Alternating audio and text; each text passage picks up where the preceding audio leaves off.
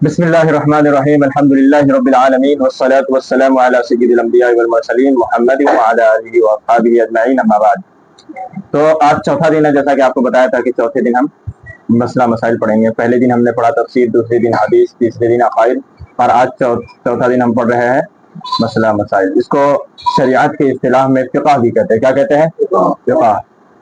فقہ کے بارے میں تھوڑا سا جانتے ہیں۔ رسول اللہ صلی اللہ علیہ وسلم نے ارشاد فرمایا، من یرید اللہ بہ خیرا یفقہہ فی الدین، اللہ تعالیٰ جس کے بارے میں خیر کا ارادہ کرتے ہیں اس کو دین کی سمجھ عطا فرماتے ہیں، دین میں تفقہ فی الدین اس کو عطا کرتے ہیں۔ کیا؟ تفقہ فی الدین، دین کی سمجھ۔ فقہ یہ بہت ہی بڑا اور عظیم الشان، عظیم المرتبت علم ہے، سمجھے؟ یہ باقاعدہ ایک علم ہے، ایک فن ہے۔ آری بس سمجھ میں فقہ کیا ہے؟ فقہ قرآن و حدیث کے ذریعے کسی بھی کام کے حکم کو نکالنے کا نام کیا ہے؟ فقہ ہے۔ کسی بھی کوئی بھی کام ہے، وہ حلال ہے، حرام ہے، فرض ہے، واجب ہے، سنت ہے، مکروہ ہے، مستحب ہے، حرام ہے، کیا ہے، جو کیا ہے اس کے بارے اس کو جاننے کے علم کا نام کیا ہے؟ فقہ۔ ٹھیک ہے، فقہ میں ہم جانتے ہیں کہ کوئی چیز فرض ہے، واجب ہے، سنت ہے، مستحب ہے یا حرام ہے، حلال ہے، مکروہ ہے، کیا ہے، اس کے جاننے کے علم کا نام کیا ہے؟ فقہ۔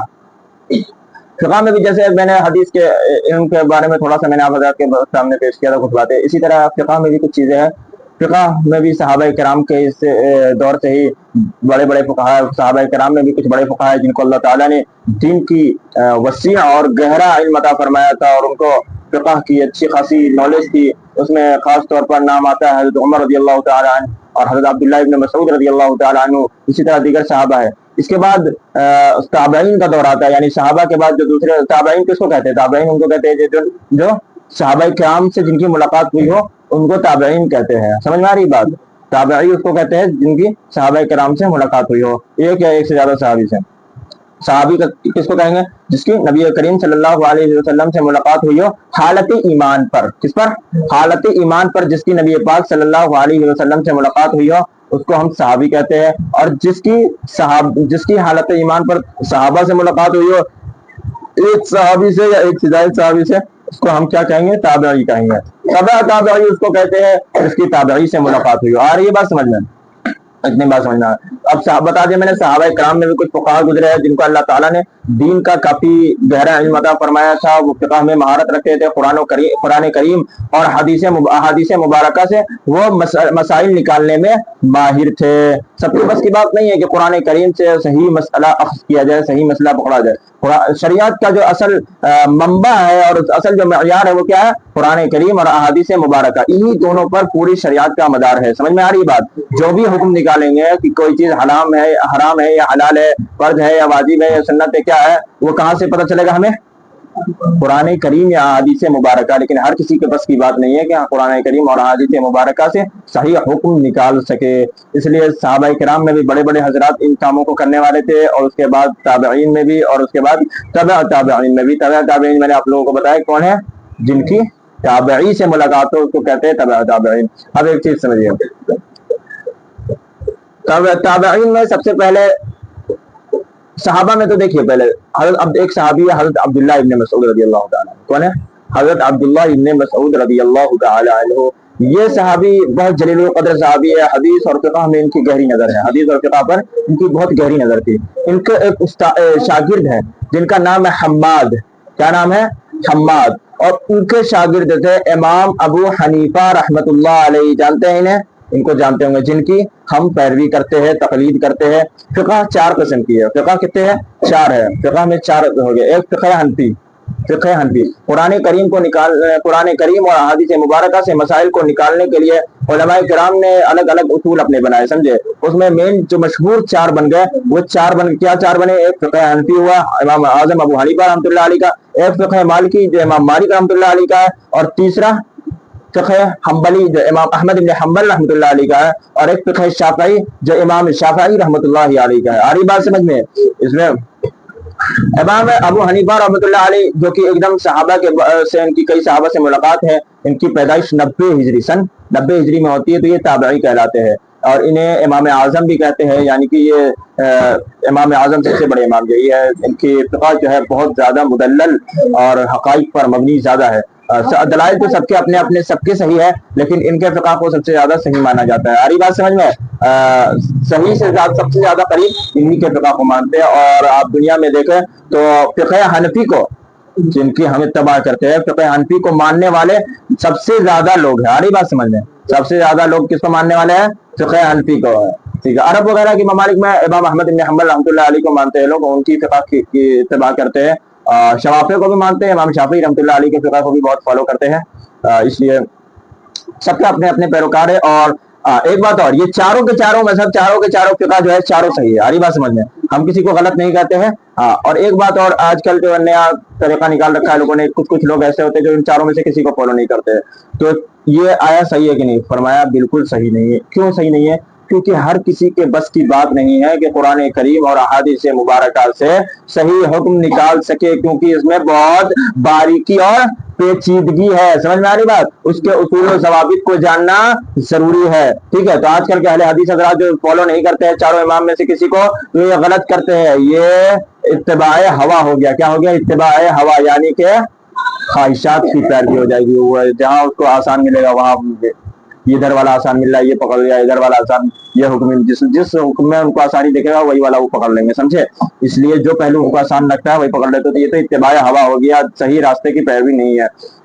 اب آگے دیکھیے، فقہ میں جب شروع ہوتی کہاں سے؟ سب سے پہلی ضروری دین کی سب سے ضروری چیز کیا ہے؟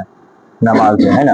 اس لیے سب سے پہلے نماز کی شروع کرتے، نماز کے بیان سے شروع کرتے ہیں. فقہ یہیں سے شروع ہوتی ہے عام طور پر. اب نماز میں سب سے پہلے ضروری کیا ہے؟ نماز میں سب سے پہلے کیا ضروری ہے؟ فرمایا نماز میں 7 چیزیں ضروری ہے. کیا 7 چیزیں ضروری ہے؟ تو اب جو ضروری ہوگا نماز کے لیے پہلے ہم وہ پڑھیں گے، اس کے بعد نماز کا بیان آئے گا. 7 چیزیں کیا ضروری ہے؟ نمبر 1، بدن کا پاک ہونا. کیا؟ بدن کا پاک ہونا. بدن کا پاک ہونا سب سے زیادہ ضروری ہے. دوسرا، کپڑے کا پاک ہونا. اچھا، بدن کے پاک ہونے سے مطلب کیا ہے؟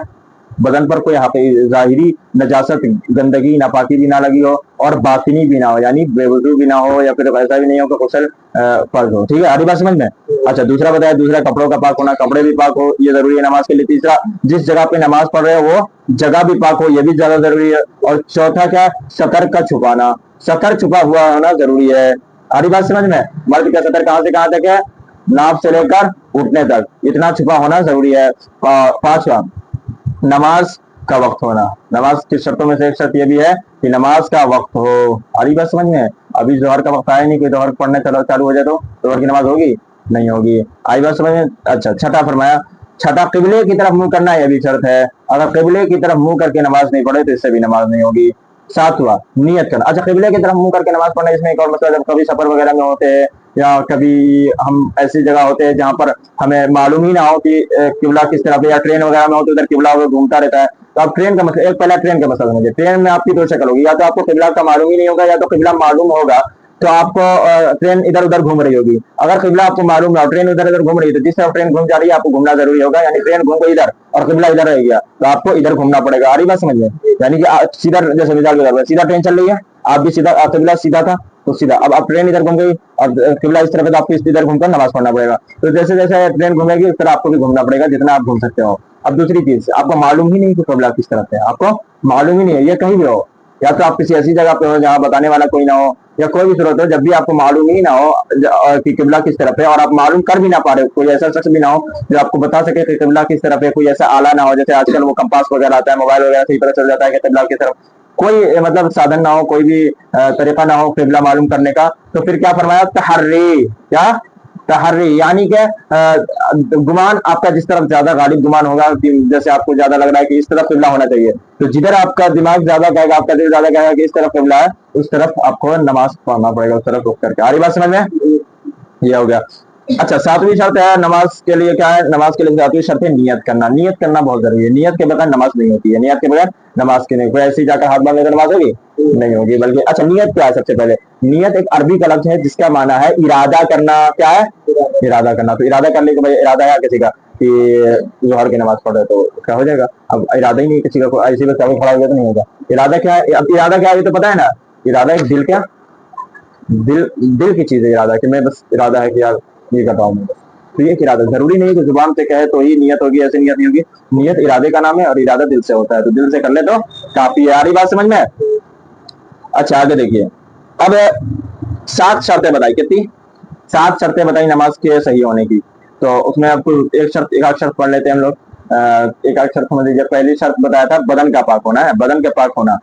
तो अब बदन के पाक होने पर जैसे कि मैंने आपको बताया, तो उससे मुराद क्या था कि बदन पर किसी तरह की नजासत, गंदगी, गलाजत ना हो। आ रही बात समझ में? अब गलाजत और गंदगी का जब जिक्र आया तो थोड़ा सा गंदगी पे भी बात कर लेते हैं। गलाजत जिसको क्या कहते हैं, फिकाही इस्तिलाह में नजासत कहते हैं। क्या कहते हैं? नजासत कहते हैं। नजासत, अब नजासत की भी समझिए 2 किस्में हैं। कितनी किस्में हैं? नजासत की 2 किस्में हैं। एक किस्म का नाम है हकीकी और एक का नाम है हुक्मी, 2 तरह का। अब पहले हकीकी समझिए, हकीकी क्या है? हकीकी वो जाहिरी नापाकी को कहते हैं जो देखने में आ सके। वो जाहिरी नापाकी जिसको हम देख सकते हैं, पेशाब, पखाना, किसी जानवर वालों का गंदगी, गलाजत जो देखने में आ जाए, उसको क्या कहते हैं? नजासत हकीकिया। अरे बात समझ में? जैसे क्या, मिसाल के तौर पर पेशाब, पखाना, खून, शराब, ये सब क्या है? नजासत हकीकिया। क्यों इसको नजासत हकीकिया कहेंगे? इसलिए कि ये इसलिए कि देखने में आ रही है, हकीकत में दिख रही है ना? हकीकत में ये नजासत है, गंदगी है, ये देखने में आ रही है, साफ साफ की है, गंदगी, गलाजत है। अब दूसरी चीज है नजासत हुक्मिया। क्या? नजासत हुक्मिया। नजासत हुक्मिया क्या है? फरमाया नजासत हुक्मिया वो नापाकी की है जो शरीयत के हुक्म से साबित हो। जो नापाकी है ना है उसके बारे में, उसके नापाकी होने का हमें कैसे मालूम चला? शरीयत के हुक्म लगाने से, अल्लाह ताला और उसके रसूल का हुक्म लगाने से हमें पता चला कि वो नापाकी है। आ रही बात समझ में? इसलिए उसका नाम क्या रखा गया? नजासत हुक्मिया, क्योंकि वो हुक्म लगाने की वजह से उसको नजासत और नापाकी कहा गया। पहले हमें नहीं मालूम था कि वो नापाकी है, नजासत है, लेकिन शरीयत का हुक्म था कि वो नापाकी है, तो इसलिए हमने उसे नापाकी माना। उसका नाम क्या रखा? नजासत हुक्मिया। वह ऐसी नापाकी है जो देखने में नहीं आए, मगर शरीयत के हुक्म की वजह से हम उसे नापाकी तस्लीम करते हैं। आ रही बात समझ में? जैसे अब इसके मिसाल के तौर पर क्या पेश करेंगे? फरमाया जैसे बेवजू होना। क्या? बेवजू होना, गुस्ल की हाजत होना। बेवजू है, ये दिख रहा है किसी को? दिख रहा है? तो ये नापाकी है, नापाकी है या नहीं, है कैसे पता चला? शरीयत ने बताया कि ये क्या है? नजासत है। ये किसका हुक्म है? शरीयत का। तो ये नापाकी कैसे आई? शरीयत के हुक्म की वजह से हमने इसे नापाकी माना। कैसे माना? शरीयत के हुक्म की वजह से इसे नापाकी माना, तो इसका क्या नाम हो गया? नजासत हुक्मिया। इसी तरह किसी को गुस्ल की हाजत हो, क्या हाजत हो? गुस्ल की हाजत हो, तो उसको भी क्या कहेंगे? नजासत हुक्मिया। इसलिए कि ये दिख नहीं रहा, दिख रहा है कि किसी को गुस्ल की हाजत है? हाँ, नहीं ना दिखेगा। तो इसको हमने नापाकी कैसे माना? हुक्म की वजह से। दिख तो नहीं रहा हमें कि नापाकी है कि नहीं है। हमें नापाकी हमने इसलिए माना क्योंकि शरीयत ने इसे बताया, शरीयत का हुक्म है। आ रही बात समझ में? अब देखिए, अब फरमाए नमाज। एक और मसला है कि नमाज के लिए किस किस नजासत से पाक होना जरूरी है? किस किस से? तो देखिए भाई, नमाज के लिए तो दोनों ही नजासत से पाक होना जरूरी है। नमाज के लिए दोनों ही नजासत है। नजासत हकीकिया यानी बदन पर कोई नापाकी भी नहीं होनी चाहिए। अगर बदन पर कोई नापाकी होगी तो नमाज नहीं होगी।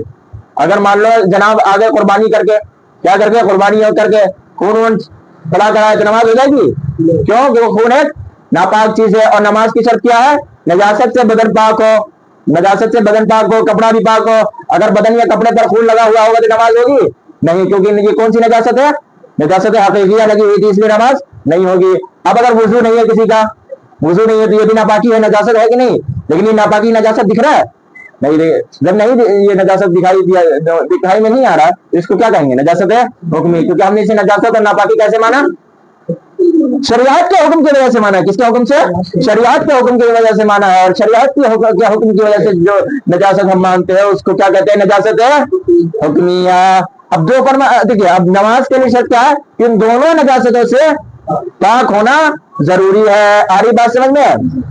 अब देखिए, एक तो हो गया नजासत हकीकिया, हो गया नजासत हुक्मिया। इसकी भी 2 किस्में हैं। क्या?